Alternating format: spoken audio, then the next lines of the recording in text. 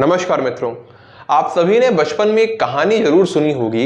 इसमें एक बुजुर्ग व्यक्ति अपने 4 बेटों को एक एक लकड़ी देकर उसे तोड़ने को कहता है। सभी उसे आसानी से तोड़ देते हैं, लेकिन जब उसने लकड़ियों का गट्ठर तोड़ने को कहा तो कोई भी लाख प्रयास करके भी नहीं तोड़ पाया। ये कहानी हमें बताती है कि एकता में कितनी शक्ति है, लेकिन लगता है हम भारतीय ये शिक्षा भूल चुके हैं। एक साथ संगठित रहने के स्थान पर हम अलग अलग एक लकड़ी बनकर रहना चाहते हैं। पिछले कुछ दिनों से सोशल मीडिया पर इतनी जातीय घृणा देखी है मैंने कि क्या बताऊं। इन लोगों ने प्रभु श्री राम और प्रभु श्री कृष्ण को भी बांट दिया है जाति के आधार पर। कोई जाति को धर्म और राष्ट्र से भी ऊपर बता रहा है। कोई यादव मोर्चा से है, कोई ब्राह्मणों का प्रतिनिधि है, कोई राजपूतों का नेता है, कोई दलितों का रक्षक बन के सामने आया है। सभी अपनी अपनी जाति का गुणगान करते हुए एक दूसरे को अपशब्द कह रहे हैं। इन सबके बीच कहीं दूर दूर तक भी भारत या भारतीयता दिखाई नहीं दे रही है।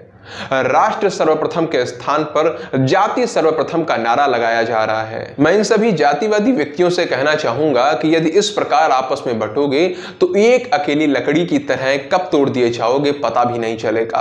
आप स्मरण कीजिए, जब विदेशी आक्रांताओं ने भारत पर आक्रमण किया तो क्या उन्होंने एक बार भी यह सोचा कि इस जाति या वर्ण के लोगों की ही हत्या करूंगा, बाकियों को छोड़ दूंगा? नहीं, ऐसा कभी नहीं हुआ। आक्रांताओं की तलवारों ने बिना जाति पूछे, बिना वर्ण जाने हर एक भारतीय का रक्त बहाया है। तो हमारे जो भी वीर योद्धा या महान शासक हुए हैं, जिन्होंने इन आक्रांताओं को परास्त किया है, इन्हें धूल में मिलाया है, उन्होंने ये काम केवल एक जाति के लिए नहीं किया बल्कि संपूर्ण भारतवर्ष के लिए किया। सम्राट पृथ्वीराज चौहान जी से लेकर महाराणा प्रताप सिंह जी तक और स्वराज्य की स्थापना करने वाले छत्रपति शिवाजी महाराज से लेकर अजय योद्धा पेशवा बाजीराव बल्लाल तक, इन सभी का संघर्ष और बलिदान प्रत्येक सनातनी के लिए है। इनके द्वारा आक्रांताओं के विरुद्ध लड़ी गई लड़ाइयां राष्ट्रीय अस्मिता के लिए थीं, किसी जाति विशेष के लिए नहीं। यदि वास्तव में इनमें ऐसी ही जातीय कटुता होती तो इस शत्रुओं से लड़ नहीं पाते।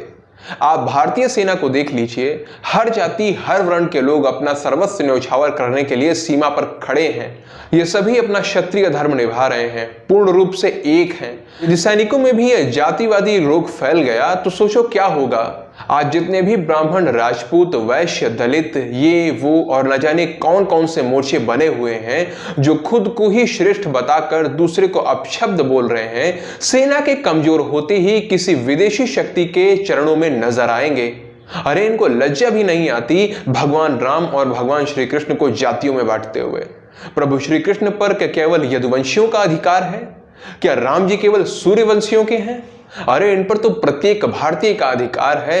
हर एक सनातनी इन्हीं का वंशज है।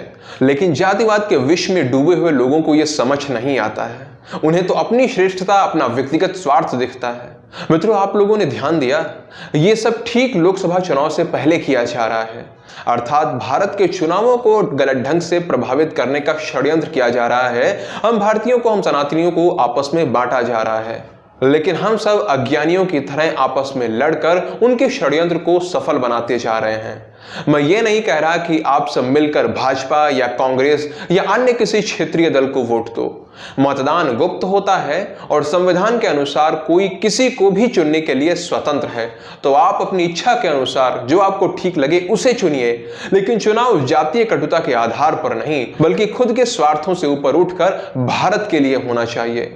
बाकी इस विषय पर बोलने के लिए तो बहुत कुछ है, लेकिन वीडियो अनावश्यक रूप से लंबा हो जाएगा। इसलिए मैं बस आपसे यही कहूंगा कि जितना हो सके जातिवाद के विष को समाप्त करने का प्रयास कीजिए। हम सब केवल भारतीय हैं, हम सब सनातनी हैं, इसी आधार पर आगे बढ़िए। बाकी इस पूरे विषय पर आप क्या सोचते हैं, आपके क्या विचार हैं, वो आप नीचे कमेंट सेक्शन में लिखकर बता सकते हैं। वीडियो को अंत तक देखने के लिए आप सभी का बहुत बहुत धन्यवाद। जय सिया राम, जय मां भारती।